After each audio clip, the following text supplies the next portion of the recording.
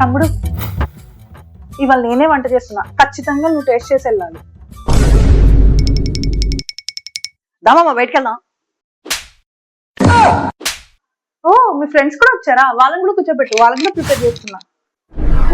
అక్కే కొత్త రెసిపీ చేస్తున్నట్టుంది. అది కాదురా, నా మాట వినండిరా, బయట తిందాం. వాగమామ, ఈరోజు మనం అక్క చేసిన వంట రెసిపీ తినే బయటికి వెళ్తున్నాం. మా అక్క వంట తిన్నాక బయటికి కాదురా, హాస్పిటల్కి వెళ్ళాలి.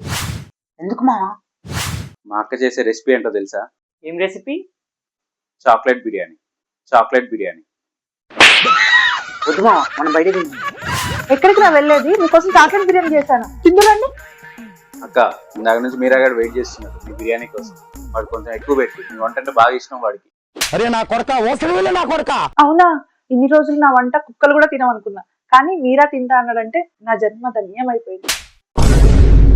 రారా, నీకోసం kalakand pakodi, cake biryani, Thums Up salad అన్ని చేస్తాను, రారా తిందు గాని. తిందు రారా, చాక్లెట్ బిర్యానీ వెయిట్ చేస్తుంది, రారా.